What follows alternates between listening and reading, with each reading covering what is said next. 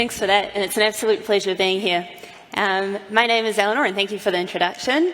And it's really exciting being here. In my day-to-day job, leading the solution architecture team, we work with a number of different clients around the world, showing them how to improve their debugging capabilities. And through that, I get exposure into how different teams debug. What works, what doesn't, what can we take from there and implement in our teams. And that's the focus of this talk, is sharing some of those learnings, and hopefully you can take key learnings from that and introduce to your teams to really empower them to write high-quality code and debug more effectively. So I want to start with this slide. Developers do a lot. You all know that. Different people have different perspectives into what developers actually do. It's an interesting one. If I ask my mum what developer does, she'll give a different answer to someone else. But in any case, a CoreLogic study that was recently done found that 75% of developers' time is spent on solving bugs. So if you're working a 5-day week, that means that your developers only have about a day and a quarter to actually work on new features and new capabilities. So let that sink in. A day and a quarter on new features, the rest of the time solving bugs. So if we can improve the metric just a little bit, if we can make sure that they're more empowered to debug more effectively, think about the business impact it will have. They'll be able to really bring out a lot more features and a lot more value to the business. So before we look at what we need to do, what we need to implement, let's look at what's holding us back. So I have a bit of a survey to do, all right? Think about your team. What would they rather? Get a ticket with a bug symbol on it, or get a ticket with a feature? So hands up for bug. Okay, cool. I expected there'll be a few more, all right? And hands up for feature. All right, yeah, okay. Thank you for participating and making sure my conversation flows well, because, yeah, most people prefer to work on a new feature. And that's human nature. People love new things. They love new challenges. They love building something from scratch and designing it and then getting all the glory for it. If you think about it, we all like wearing new clothes as opposed to taking our old clothes and fixing them and modifying them, right? So we need to accept that fact. We need to be aware of it, right? As a tendency, people like to work on new things. It's more exciting. And that's one of the first problems that I wanted to identify, is that fixing old things is simply not as fun as creating something new. So we need to be aware of that. We need to be aware of the fact that our engineers often get less satisfaction out of working on bugs. And therefore, the motivation to work on bugs reduces. All right, jumping on to the next scenario. This is a comic I got out of XKCD. Essentially, we've got developer A asking developer B to have a look at a bug that they've just opened. Developer B freaks out.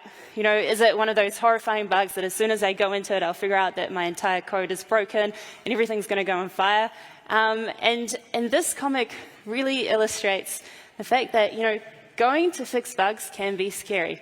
Right, there's a lot of pressure, there's a lot of stakeholders involved. It's not just me going on and understanding what's going wrong and fixing the issue. I've got the sales team coming over. You know, when is this fixed? I've got my product managers, when is this fixed? There's all this pressure that really builds a huge amount of stress and anxiety around the process of debugging. And again, this contributes to the fact that we spend so much time debugging. It's because when you work and you're stressed and you're anxious, you're not going to work as effectively. All right, and the next thing I wanted to point out is this is another problem that I see with debugging. This is a screenshot I got from a computer science course for first-year students at one of the top US universities. And essentially, it's an exercise for them to learn how to debug. All right, first-year computer science students. And it goes and it guides them step by step. And I've just highlighted some key parts there. So the first one, confirm that the input to your function is what you think it should be.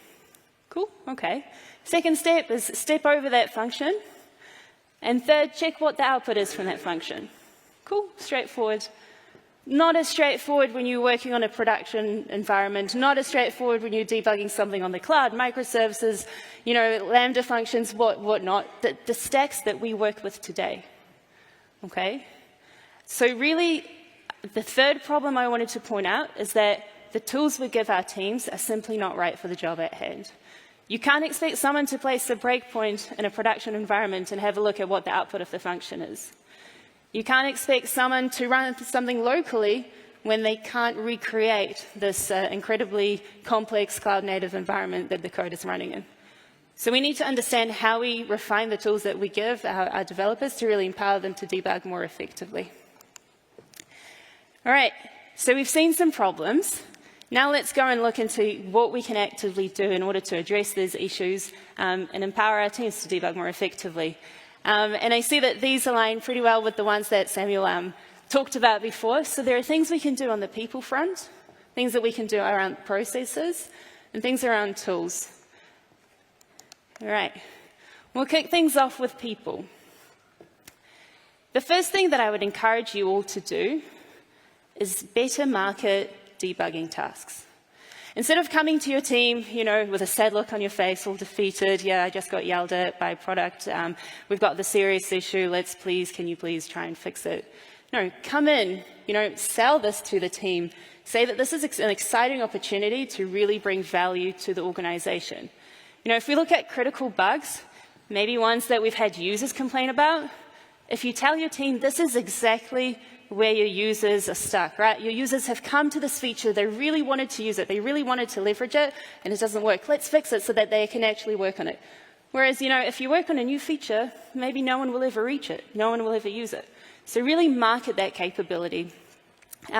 When I showed a good friend of mine a couple of weeks ago that first slide where I asked, would you rather work on a feature or a bug? He said, actually a bug. A bug is a lot more well-defined. I know exactly where I need to get to. It's a lot more challenging. He gets excited by that challenge, and he knows it will have huge impact to the organization. So let's us go to our teams and really market that value of working on bugs so that they'll enjoy it more and they'll be more motivated. The second thing that I would challenge you to do is create a more team-based ownership mentality. So it's not just, oh, developer A, you worked on this, it's now broken, please fix it. The whole team needs to get behind it. Make sure that whoever's assigned the bug has the ability and the freedom to brainstorm with others. This is something that the company prioritizes, and we want to make sure we get the best brains on this. So get the team to be involved, brainstorming, help with doing some tests, with deploying.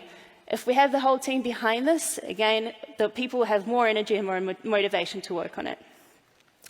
And the third point around people is really establish trust with your various stakeholders. Now, as I mentioned, there's nothing worse than working on a bug than being bombarded by different people from the organization. And I was in those shoes. I was working with clients, and all I wanted was the bug to be fixed by the dev team. But if us as dev managers, we go and we make sure that we gain the trust of our stakeholders within and outside the organization, it means that our team will be able to focus on the task at hand. We don't want to distract developers. We don't want them to have produce reports to left, right, and center. We want them to really focus on solving the issues. And we as managers need to make sure that they have a safe and secure environment to do that. All right, moving on to processes. There's a few things that we can do around there, and these are my top 3 points. First off, adjust your sprint commitment backlog if bugs come in. And by adjust, I mean really adjust. Don't just say, oh yes, well, let's squeeze in this bug, but still do everything else that we were assigned or that we committed to in the sprint. If a bug comes in, something else comes out. It's simple, but we often don't do it because we just hope that people will just get it done and deliver what we committed to. So adjust the backlog, communicate it to everyone, and if you need to, have some back and forth discussions with the various stakeholders. But don't give your team too much to work on. That will cause the stress and anxiety, and they'll work less effectively. The second point is establishing a prioritization method for new bugs. All right? Not all bugs need to be solved straight away. Not all bugs need to be solved. Let's make sure we establish a solid prioritization method with all the stakeholders in the organization. Let's be clear what needs to be fixed right away. What are the implications of that? What can wait until next sprint? What can just be placed in the backlog? And have everyone involved. Communicate it clearly so that there aren't any mishaps later on. And the third is have all the groundwork already done for the developers. Okay, you wouldn't get someone to build a house if there are no foundations. And same with our developers. Let's not give them a bug ticket with no information. Let's make sure we give them access to all the logs they need, how to recreate it, how to reproduce it, who complained, all this information. Let's have it organized in a easy to read manner so that they can just get on with the job. All right, lastly, looking at tools. And this is one of my favorite topics, and it's probably, I would say, the easiest to start tackling first. People are complex, and tools, we can just bring something in, empower people to use it, and get the benefit straight away. So there are a number of things that we can focus on here. The first is creating a cloud-native toolbox. So as I said, we want to make sure that our developers have the right tools to do the job at hand. We're not going to give them a standard debugger if they can't use it in their cloud-native environments. So let's make sure that they're able to debug live. Let's make sure that they're able to debug in their cloud environments. If you're expecting your team to put a log line to see the output of that function, let's make sure that our deployment process doesn't take 2 weeks before they can see that data. Right? Make sure that they have the right tools for what they need. Second, ensure that these are integrated into your team's daily workflow. If we give people new tools and new capabilities, make sure that they know how to use it. Make sure that, again, if we've got a logging mechanism, make sure that it's throughout everything, a monitoring tool. Make sure it's deployed everywhere. We don't want to get to a point where there's an issue somewhere and oops, we didn't deploy it with this SDK, we can't get access to the data. All right, so make sure it's deployed everywhere, but also that people know how to use it. If someone's on call at 3 a.m. and there's an issue and they have no idea how to use this special capability, then it's useless to them. And third, data is gold, but too much will weigh you down. And this was discussed earlier this morning. We need to be able to know what data we collect and where, but don't overdo it, because too much data will bog everyone down, and they won't be able to get any value out of it.